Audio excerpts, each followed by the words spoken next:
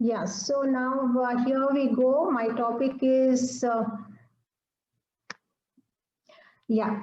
So my topic is innovation in the management of PCOS. Dr. Ramani has given us such a, really very in-depth knowledge of the nutrition. She's made my job very,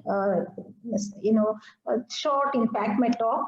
So, dear friends, you all know that it is easy to gain and hard to lose. It is nothing but fat. So very apt to PCOS. So what is really PCOS? And everybody has been talking. It's a generic description of broad spectrum of clinical and morphological findings in a lady. And there's a lot of dysfunction of the endocrine system, specifically abnormal androgen production and metabolism.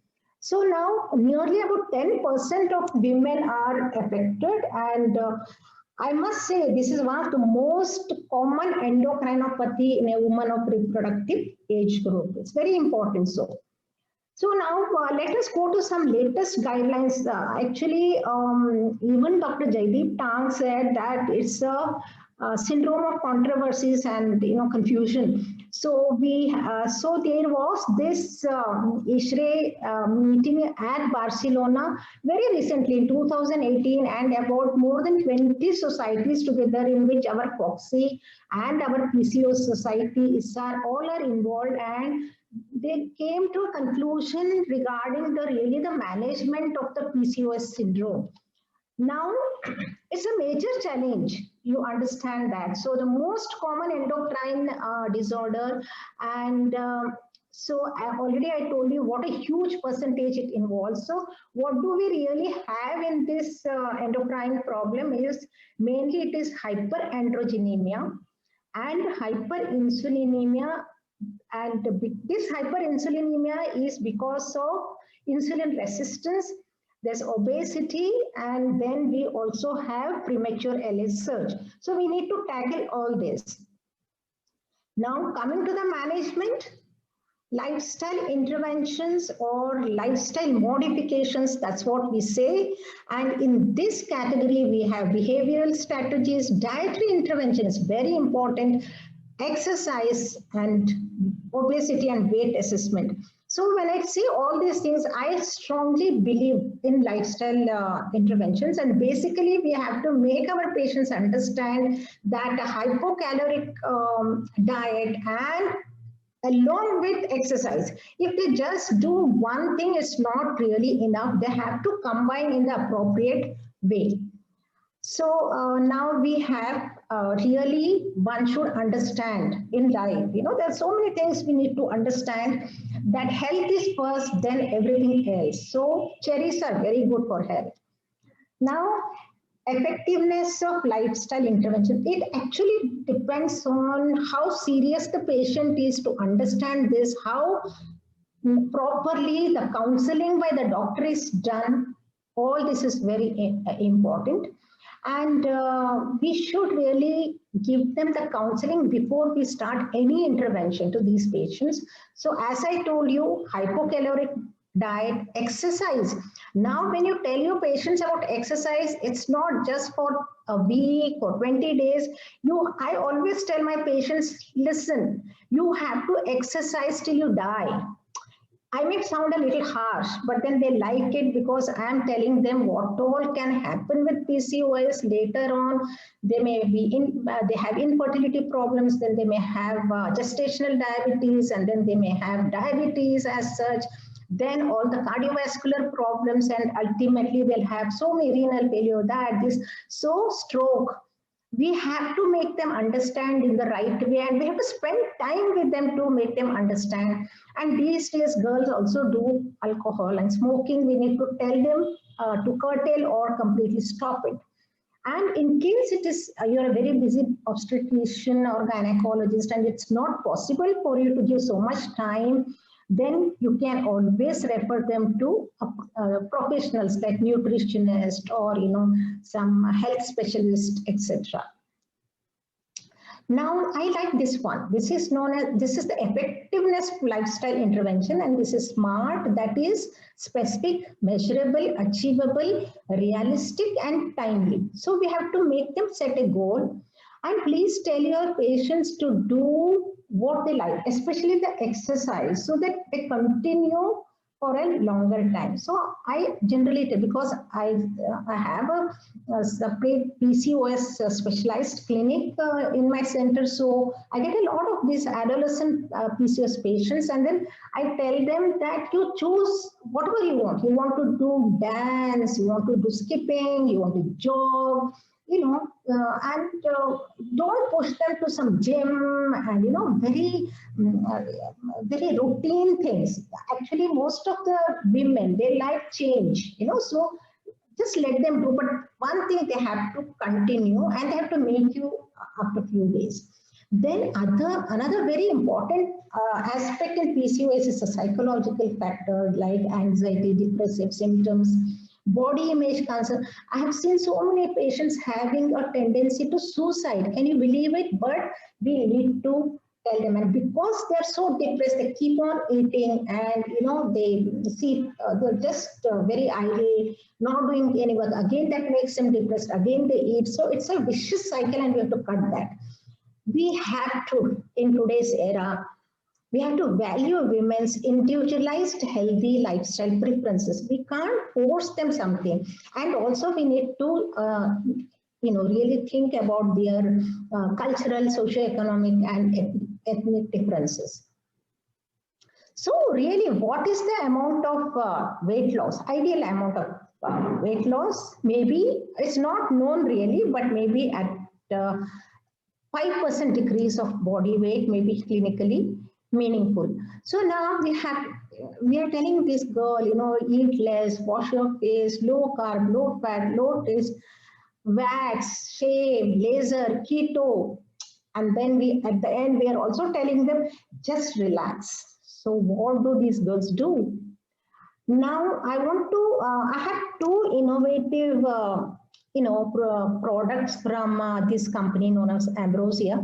And as I thanked Mr. Ramesh Patodia, who is the brainchild of these products, this is one which I'm not going to go into detail because it may require 2 to 3 hours for this product. This is known as iSlim treatment. This is for obese PCOS patients.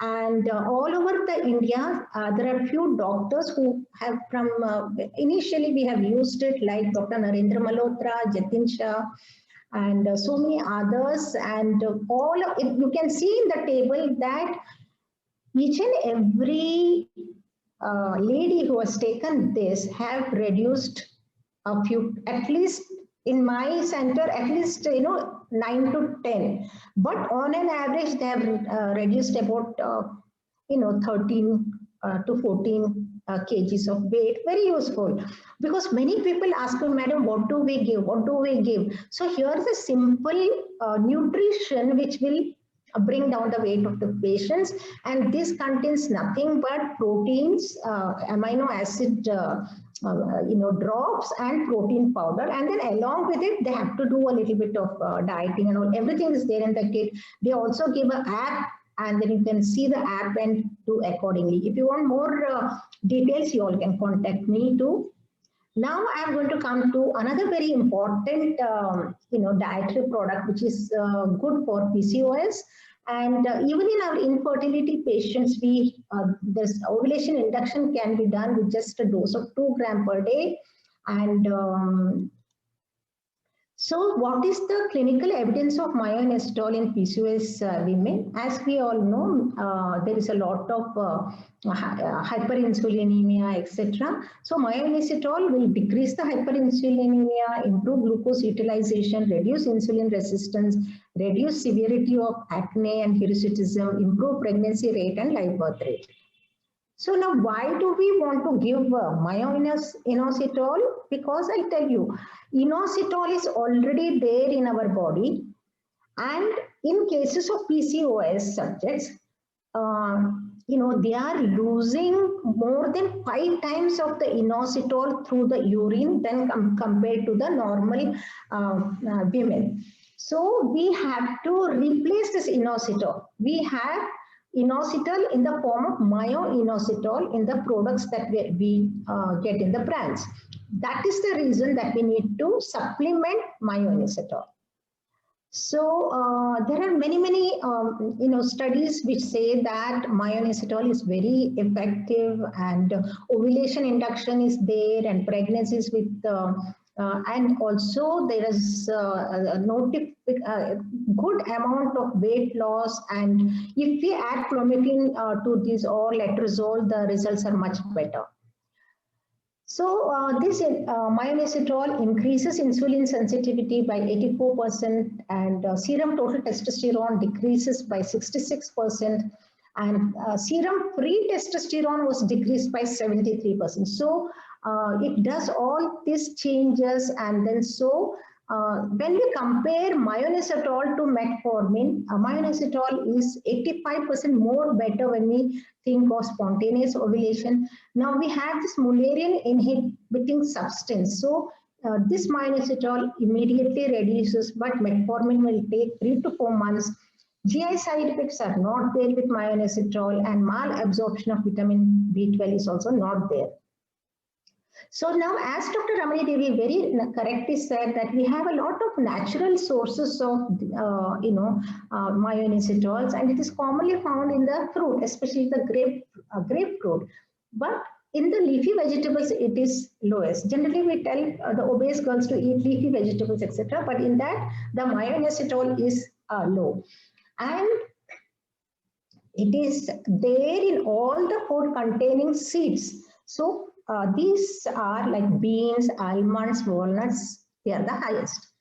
Now we come to the second innovative product, and that is the Protisol.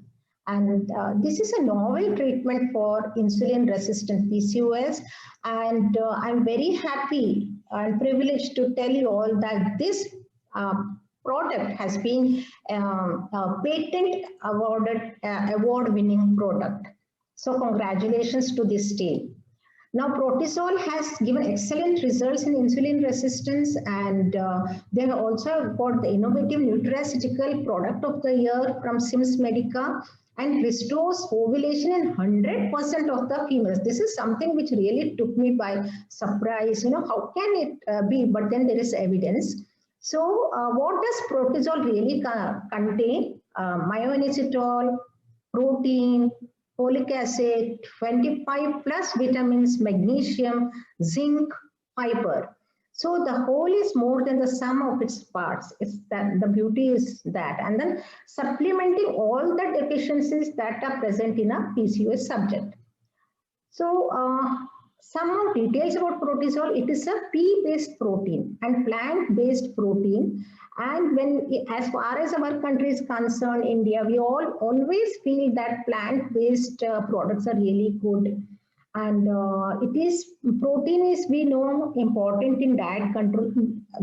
But I like the lecture of Dr. Ramani, where she said at least 40 to 50% should be carbohydrate. I completely agree. We just cannot put the patient on total protein, otherwise we'll have a keto.